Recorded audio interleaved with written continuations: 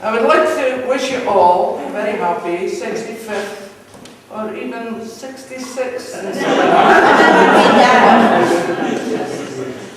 And it's 5.5 years since we all met here. The last time, one or two have gone and left us, one or two are on holiday, and so we have a depleted number by 2. It's great to see you all again, especially those who have travelled far, like Walter and his wife, and many others from less far afield. We have a few items of entertainment for you, but first of all, I would like you to come and enjoy the buffet and special sweets donated by the ladies. Please enjoy yourselves. So, without further ado, I would like to say grace. Some he made and canna eat, and some were ate that wanted. But we he made, and we can eat, and say the Lord be thanked.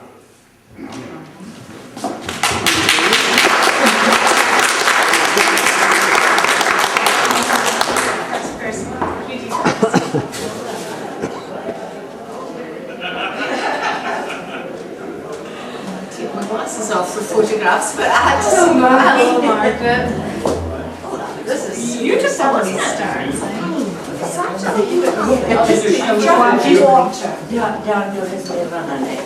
I'm ready.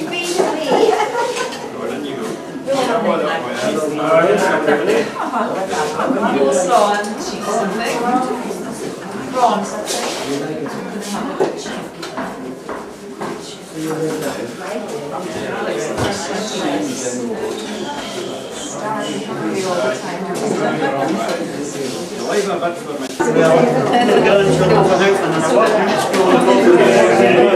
Didn't what it used to be. No, I mean yesterday.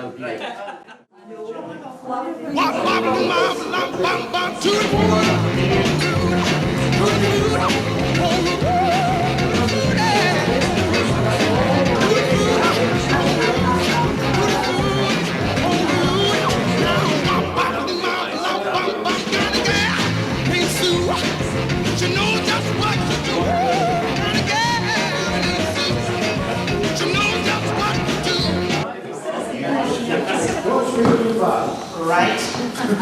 Donald has refused to take any money for doing this and will not let us reimburse him for the cost of the DVDs. Hence, all the money is collected tonight, well not tonight, we're sending them back, £148 goes to charities. The charities are the Lady Group and Elder District Cancer Support, two very deserving ones. So far, it looks like we'll be able to give each of them at least £100. And thank you, Donald, for giving up your time to do this for us.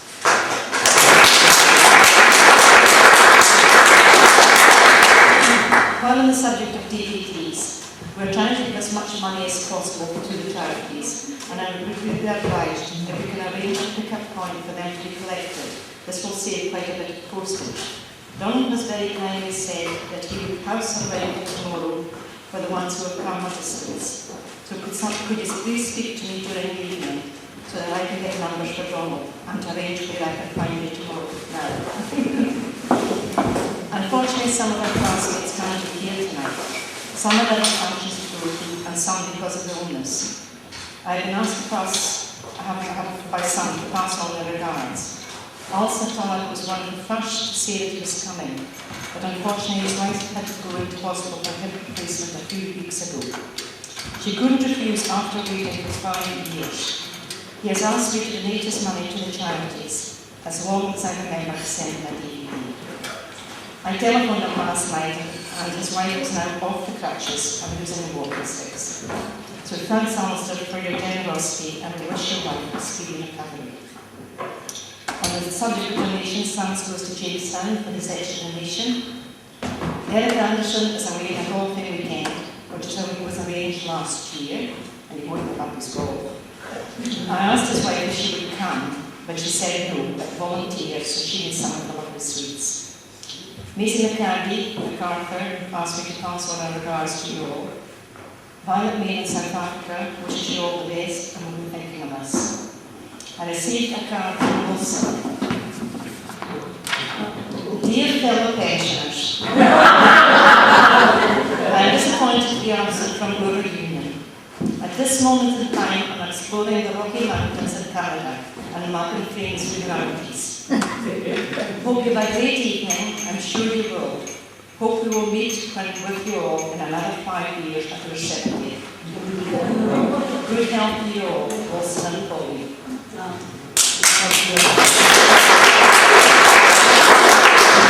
Now, Donna Stewart is here tonight, but her husband was unable to come due to ill health.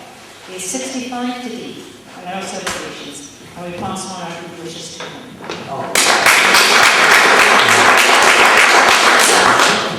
Thanks goes to Walter, who very kindly designed the badges for us.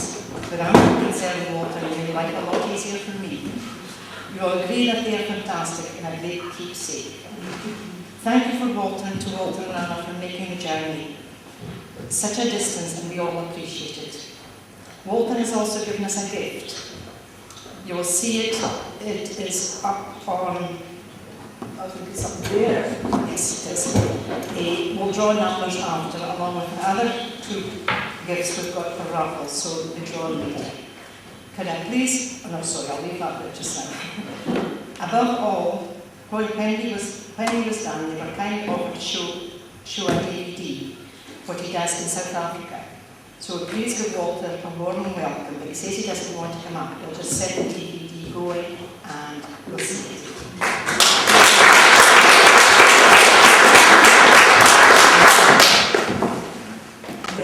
This year I'm going to help the ladies out, and I would like to put an awful lot about the 3 ladies. Let's give them all a great vote of thanks.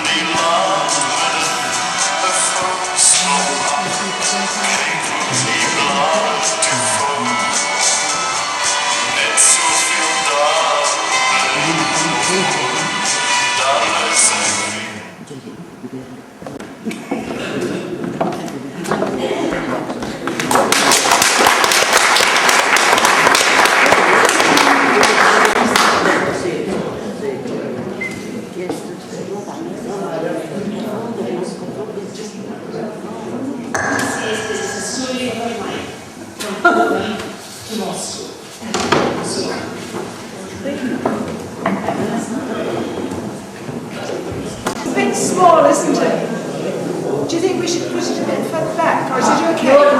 Just it'll be okay. But you're near the camera, you're near the thing. Can everybody see? Can the 66-year-old eyes see from the back?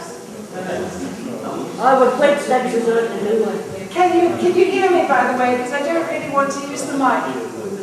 Okay, tell me if I put your hands to your ears if I'm too loud. I really don't like. I like most people, but I'm really not terribly fond of Nancy at the moment because months ago she said, "You can do a talk. You've had an interesting life." And that was months ago. I've been wondering ever since what actually makes an interesting life. And, oh no, back. Sorry. Oh well. Never mind, leave it. I don't think you can go back. Just leave it. Okay. Well, that was the choo-choo from Hopeman to Birkhead that was on. And it was in 54 that I rather crash-landed in Birkhead. My father had fallen on hard times and he decided to come back to his native Birkhead. And then, of course, this place, which I'm not sure if we've all travelled far enough to recognise or not, picked me up in August 54, and it was a bit of a school of hard knocks for me when I first came. I was a rather odd only child, and I used to be called names. I hope there are some people blushing here, or laughing at the way I spoke, which you probably still do. But I think even the teachers probably were nearly splitting their sides when I had to try and say some verses from Charles Murray's poem, The Whistle, you know, the whistle that the weeherd made, or something like that.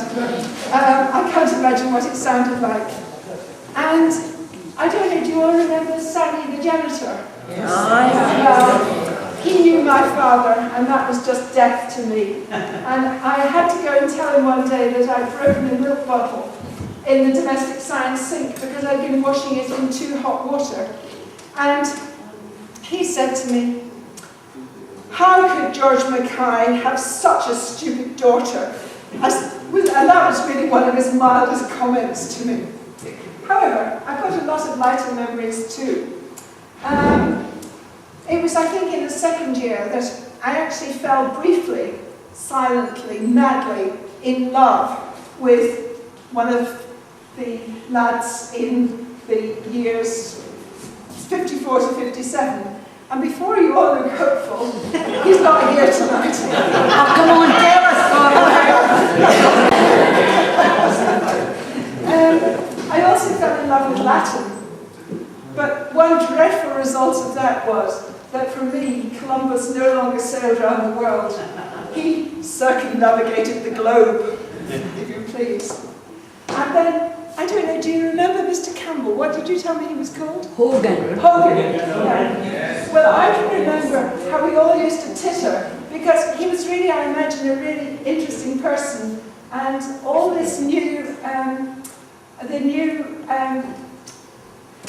DNA research was coming out, and he would forever talk about chromosomes and X and Y's, this and that, and genes, and we were all, you know, it might have been some pornographic stuff under the desk. And I don't know, I should miss this out because we're in a hurry, but I'm not going to. In 85, I and the rest of our family were in Ghana.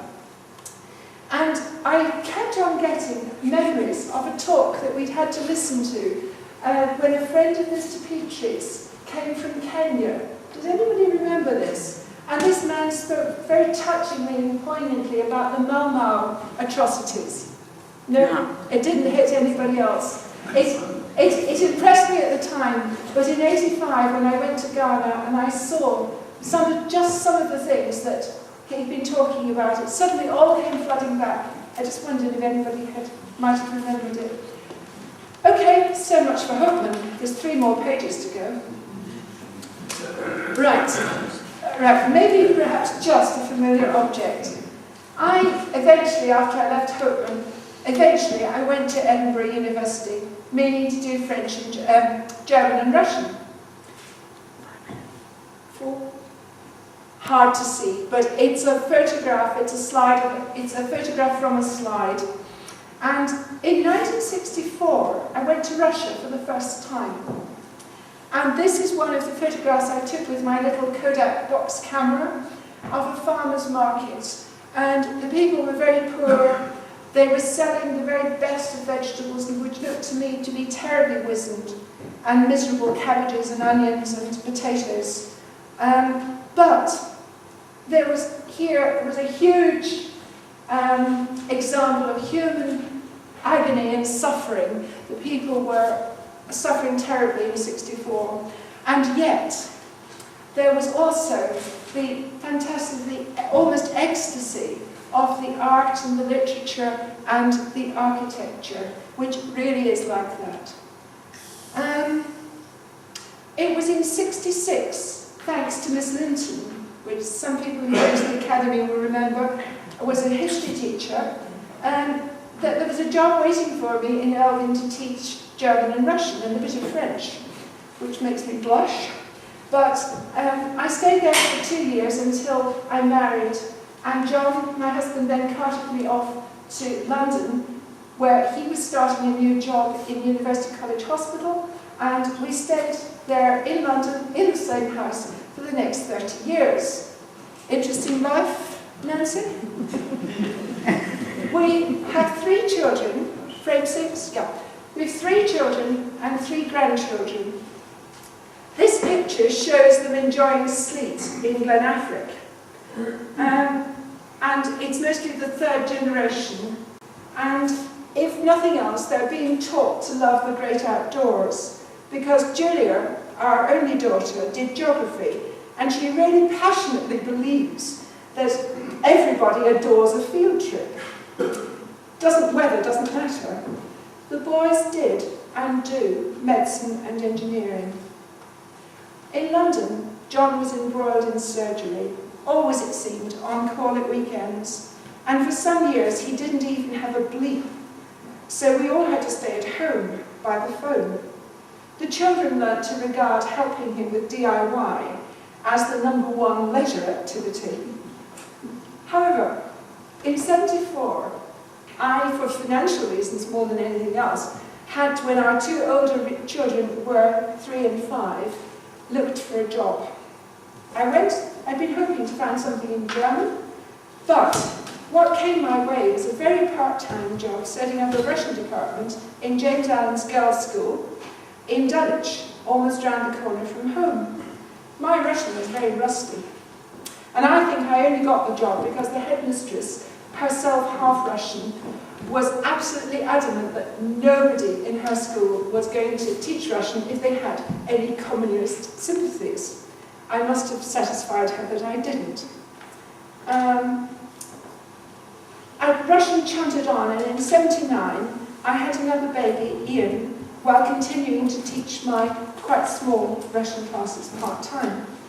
But by the mid-'80s, it was getting really popular. We were teaching O-level, A-level, S-level, and any other letter of the alphabet level you can think of. And the headmistress had retired, and it was all hunky-dory to go to Russia, and Russia was interesting because it was perestroika and glasnost time. And by the way, that was the school I taught in, and here we are in Moscow. We started to do exchanges, we started to do visits rather. I must keep to my text, otherwise I'll never get through. We stayed in tourist hotels, and there they are with Lenin in the middle. However, 1990 was a watershed, and in January of that year we did one of the first ever exchanges between a British and a Russian school. For the Russians this was an ordeal. Until '88 it had been illegal to have any Westerner in your house overnight. And here, 2 years later, these Russian, Soviet Russian mothers were being asked to host our savvy, sophisticated London teenagers.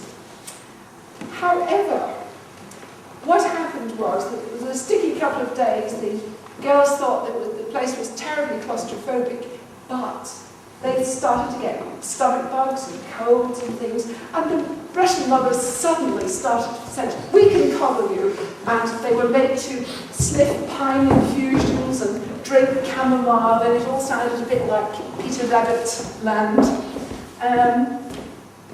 And there they are in the snow, enjoying themselves, including me. And I don't normally, that's me by the way there, I don't normally drink spirits, but vodka is a cure-all as well as a curse in Russia. And I can vouch that it really does warm you up if you've been standing for half an hour in -20, even if you do have a fur coat on. Next. The Russian students came to us in London in April 1990. They really got VIP treatment. Even Maggie invited them to number 10. I don't know if you can see yours truly. You can only see my most prominent feature on the right-hand side there. But there's the woman herself. And this is the group of the raggle-taggle group of Russian teenagers that we had over in London. It was quite a breakthrough. And what happened in the 90s is it's really a talk in itself. They were heady times when I went to Russia at least 10 times in 6 years. The families we stayed with in Moscow seemed to get richer, meals became feasts, cars turned into 4x4s driven by chauffeurs in Kevlar jackets. One of them told me he'd been to Scotland for 3 months in 1962. And I, in my innocence, said, "Oh, really? Where?" The answer came, "Under the Clyde." I asked to know more. Yes, this couple now. The most mind-blowing of these school exchanges was to a place in the south of Russia called Stalingrad, Volgograd, Tsaritsyn. You name it, it changes its name every 20 years or so. But these were the parents of my very best friend in Russia, Tanya, and they had both been at the Battle of Stalingrad. She had been a nurse, and he had been actually fighting. We're on the last page. The next slide, please. Yeah. Here are 3 of the girls that from our school who went with us to Volgograd. The girl on the right, Sejal, she went on to do Russian at Oxford.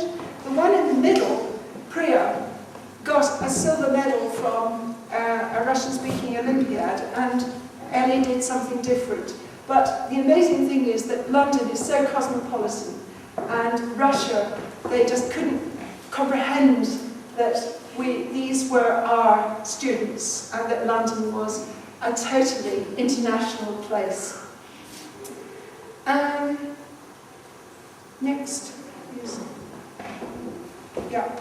In 1997, John, my husband, retired from his chair in surgery, and we decided to come back north. We'd had enough of London. In the summer of '98, we sailed our wee boat from the Thames to the Murray Firth via Wales and Ireland. We still love sailing. Any year there's a summer. And what to do in retirement was my problem. I started doing voluntary literacies work and retrained to teach English to speakers of other languages. Here's one of my Murray Council classes.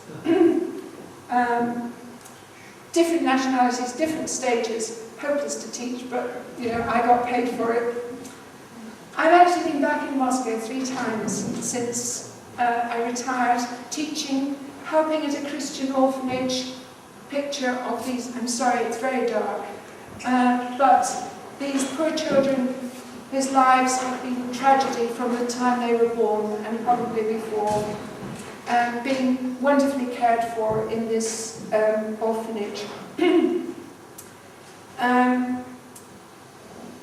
Frame 18? Yeah. Oh, we missed the bell as well.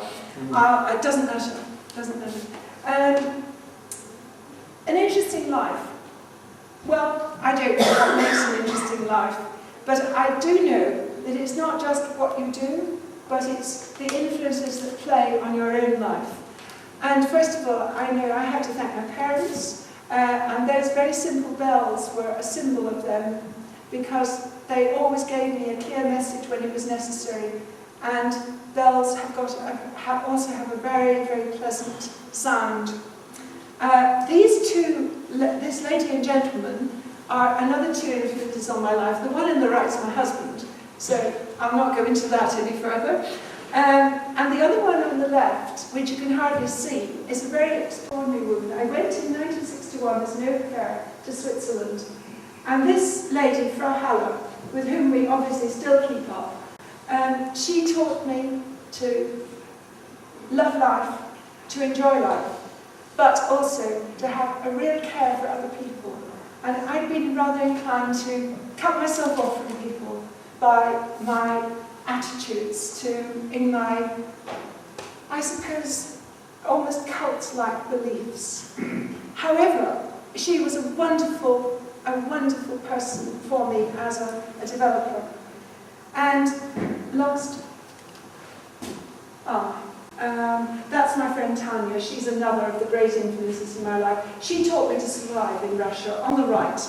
And here's another market in 2006, and they're still selling their home-produced produce. The lady has got pickled cucumber that she made herself and brought to market just to sell to make a few rubles, because there's a huge amount of poverty still in the country. Lastly, yeah. This is a church, and it's only 20 years old, less than 20 years old. Stalin put a bomb under it in the corner of Red Square. As soon as the communist regime stopped, they started rebuilding it. And you can't really tell it from a 17th century church. Stalin put the smelliest loos in Moscow on the site. But I chose it to represent probably the greatest influence in my life. And my life journey has really always been informed by the God who loves us all, and with whom I came to have a personal relationship. And I suppose in the life journey, the wisdom of his book is what I've tried to make my own. Thank you.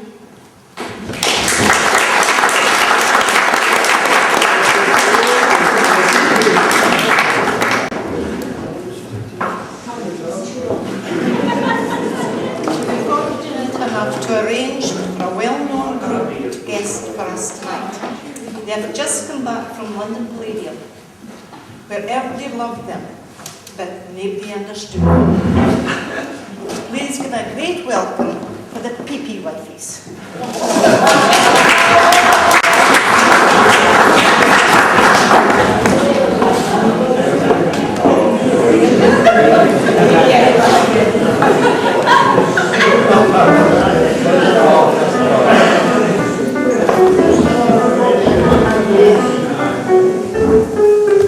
Gosh, Margaret, it's a hobby. Young enough, I thought it would. Oh yes, off I go. Ahead of the mood, because I'm worried to death about all this AIDS that's gonna boot. I hear it's right. Maybe that's the way I'm feeling the call. I can't hate.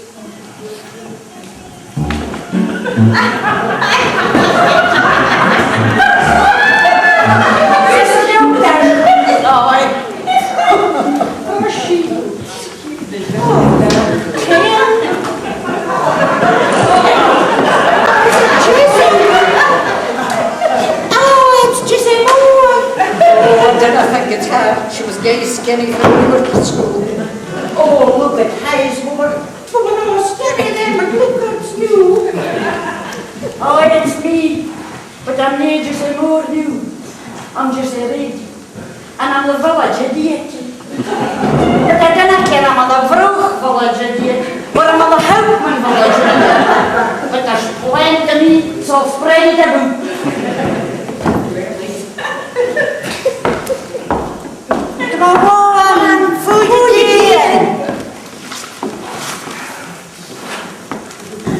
I was just saying to Elsie, did you hear about this AIDS that's going to boot? Did you hear about them? There's a pattern here about them. And here, look. Read it, Tess. Tell us. Oh, yeah. There's senior citizens of the nation's carriers of AIDS. Dear me. Hearing aids, bond aids, roll aids, walking aids, medical aids, government aids, and most of all, monetary aids to their children. Oh, thank goodness for that. I thought it was deathly. Is this lot over than the doctor like? I hope more over here on the weather. Oh, I'm gonna wait your lot. Maybe the computer's doing, maybe that's the boy the doctor's with. Oh, that's maybe for the be. Oh, that's Fitzroy with pencil and a bit of paper. They'd never let you do no done I need all this computers. Aye, and the moosies. And they're the only moosies we get. With the entry cards not dropped. Do you mind when you was at the school, if you didn't have rubber, you used a bit of loaf? Oh, Dove, bread is the stuff of life. Jess, did you ken that? Well, I dinna ken about that. But you could have a lot for the loaf. You could make a pudding. Oh. You could make steepers. If you got your teeth out, you could steepers. And then if you'd have bite. Oh, me, my lord. You got a poultice. Maybe it was trying to stop a life. But it certainly was a lifesaver. Oh, that time. Bread might be the stuff of life, but wait till I tell you about the newfangled things that I was reading about. What was that? Oh, there's Botox and detox, fancy stuff. You didn't have it. You get Botox injections, and they get rid of all wrinkles. Oh, it's time with that buckle. Oh, and you drink stuff to detox your body of toxins, poisonous substances. Poisonous. Oh, well. The poultice or the good the poison. What's that? But I didn't think we should bother with rubbish like that. Jenny. And if you can get a nose job now or a breast enhancement. Oh, I've got them. Don't need telling you for doing the days. It was better known as a boob job. Right. I saw a bit in a magazine, and the stuff used to make your boobs bigger looked like a jellyfish to me. I didn't care for fish. Oh, I didn't care for the world's coming to. No. Maybe. Come on, Jenny. Right, shoes. Do you mind in shoes? I was off a fair to ham. Can you mind? I used to fire the strap onto you to put them on you. Oh, I'll tell you something. He'd be jailed today if he was here. Oh, my gooshness. That's the blog, yes.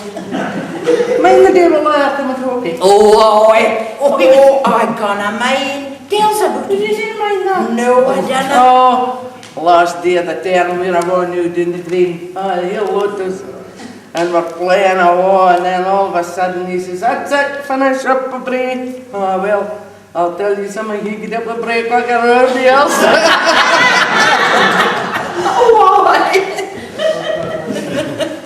Oh, it's like a doggy was telling on his road. Come on, Dinny. Aye, and for the Hogan, he spared Molly to and down to the shift at press, and they shifted it all right, but they beat them on at the back out. Oh, he was gay thick and him a teacher. It took him ages to follow him out the white dude who never took his glasses for English. And then he put them home for him, but the time dude come back, English was dead. It was that thick, it was that thick. And if the bairns are slow in the class, give the crowd nowadays. No. Dyslexia. It's a brown thing, isn't it?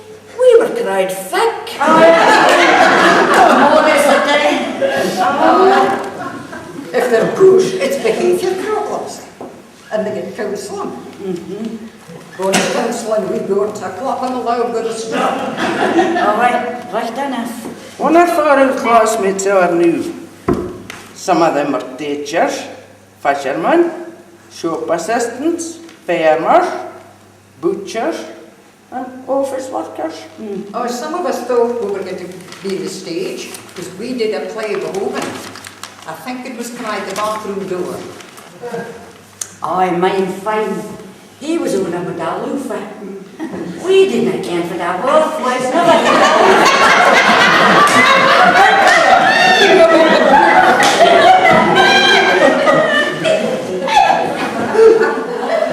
And wasn't it you, Elsie, Molly and Joe Mackenzie, and to somebody? Somebody told me in our class was a stripper. What's the stripper? What was she? I don't ken die. No, I never heard of anybody being a stripper except for a penny. Well, it's time you emigrated to Broek if you didn't care him to stop. Because I had a stripper from a 50th birthday. So the Broek, here you come. Didn't ken about that. Oh, hello, bloody quiet. What did the doctors for anyway? Circulation problems.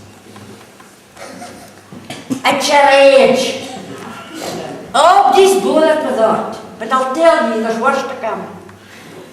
The golden years have come at last. We're gonna see, we're gonna be. We're gonna chew, we need to spew. Our memory shrinks, no sense of smell. We look like hell. Our body's drooping. Got trouble pooping.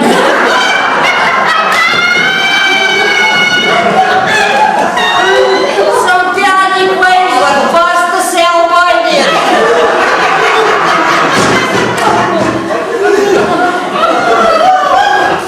Oh, maybe one, Jessie. But I can't forget is that bad circulation. It was the own Gertens. We had to keep our stockings up. Oh, That's for Daddy. That's for Daddy, gosh. Oh, but so did the ETBs. ETBs. Yes. Oh, elastic top and bottom. Or navy bloomers. No. Oh, aye. We didn't have flaunt it like it have nowadays. We had a hobbit hit The young man van een neercirculation problem. Have you seen what the way for drawer? The honky. Well, what a string. Or a catapult like the loons in the ball.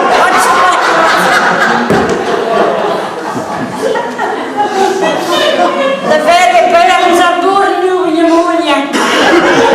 Is that mother just young, my beer bed? Oh, that's right, Jess. But did you hear Teeny's Betty? She's no great, you can... Oh, that's not greedy. What's wrong? Oh, tell me what's wrong. I heard. Did you? Aye. Well, and she was overseer, an overseer priest. So she said to the loon, she says, go away, she says, new, and phone for the doctor to me. He says, oh, easy, phone for the doctor. What am I going to say to the doctor? Well, she says, just tell him I'm a seer priest, and he'll have to come out and see me. So he got away and he phoned and he got the doctor and he says, well, this is a seer priest. Is the right hand or the left hand? Oh, it's the end there is the wardrobe, doctor.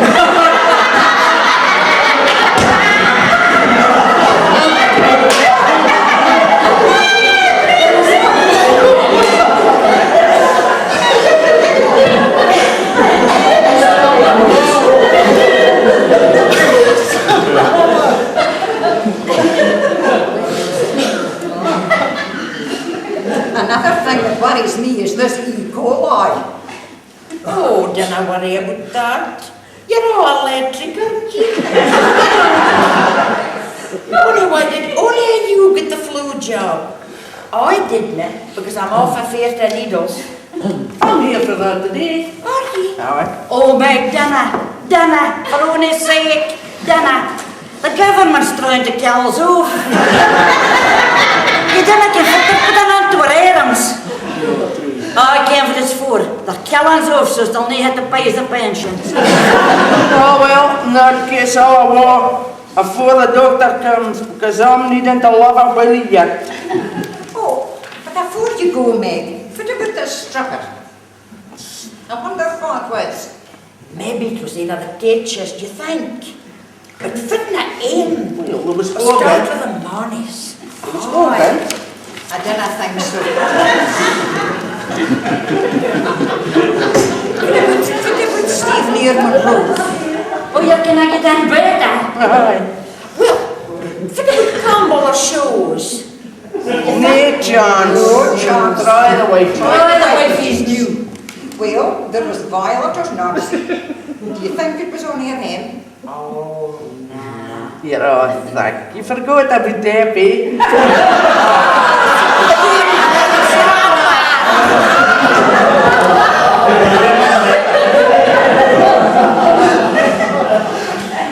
Well, I can find ways.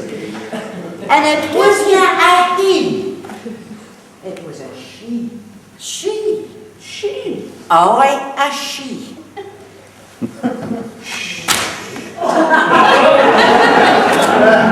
It was me. She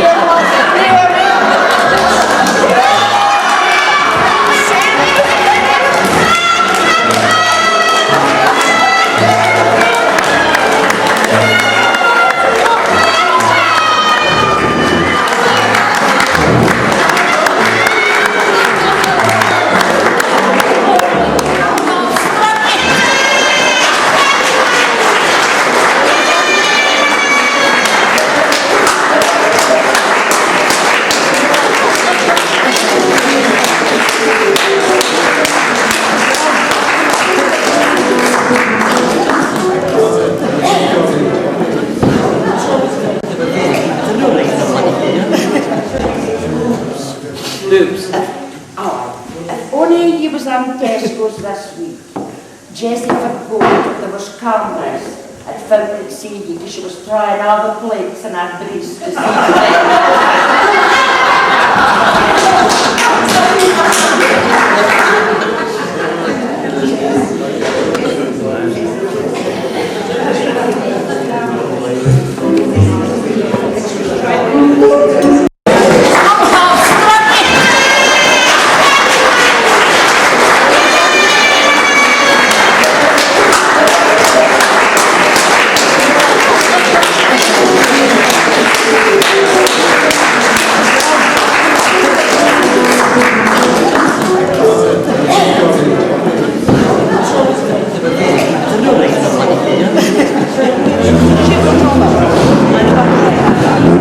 This is my first anniversary, is it?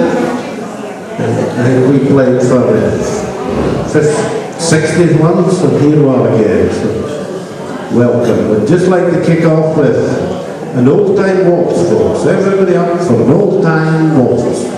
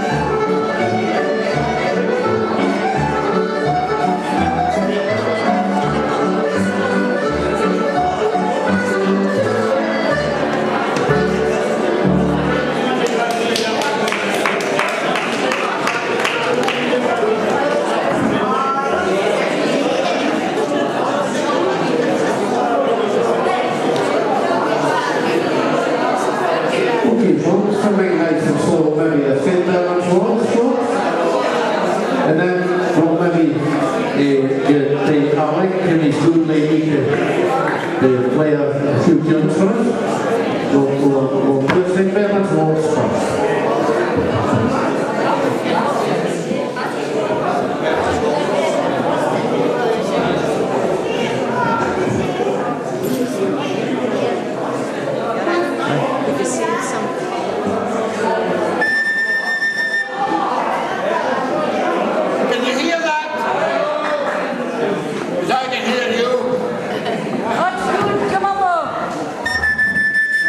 Wee bit of hash, folks. Wee bit of hash for Alec and Madeline, folks. Thank you. Now, we decided a year ago when we retired that we would only play with two amplification. We humped speakers for about 30 or 40 years, but we don't hump anything new. We play acoustically, and if anybody's interested, they'll listen to us. Right? Now.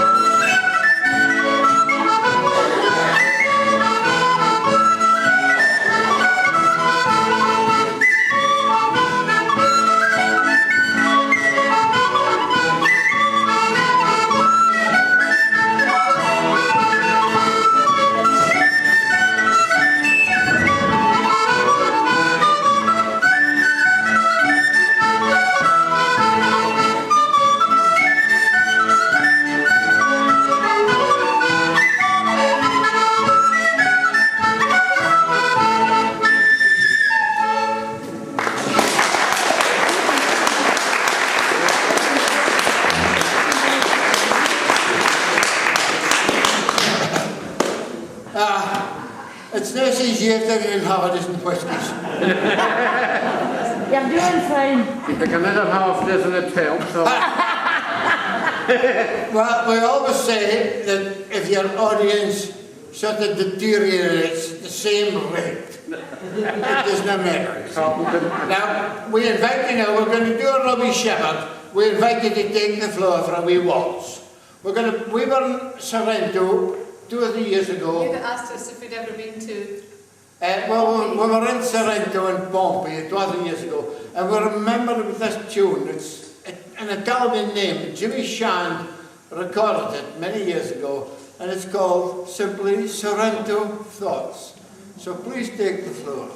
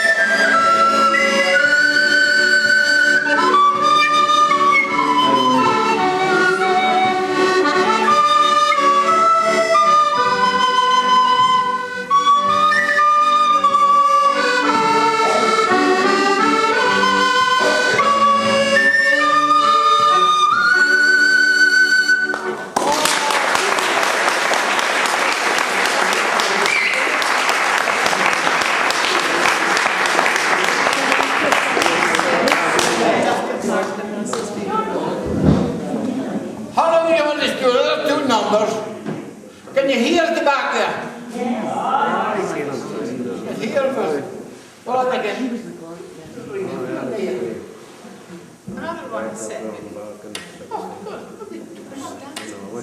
that's not me asking. She says they want to dance. I don't think they want to dance. No, keep playing, keep playing. With smiling music on, like lovely listening.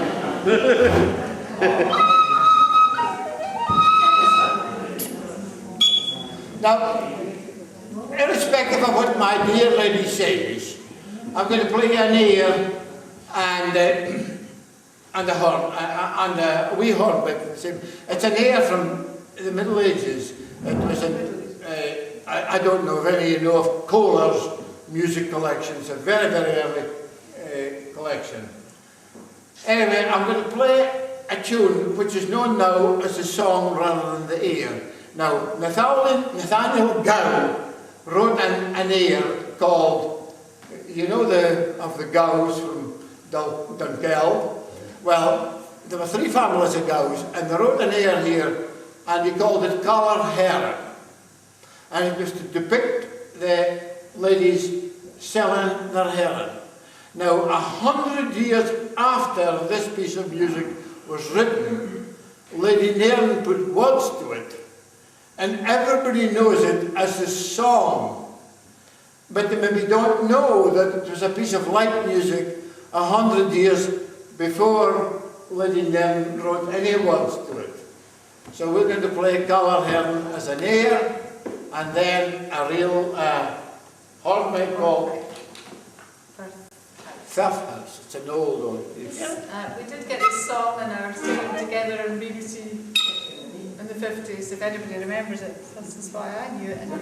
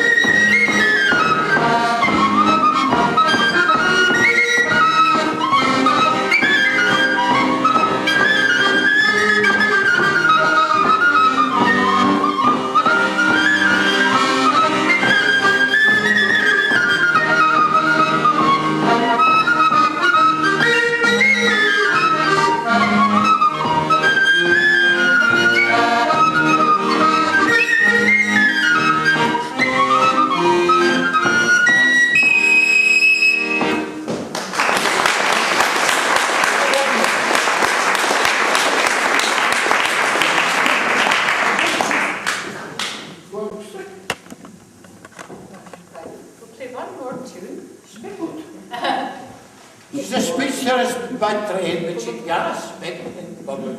That's what last time.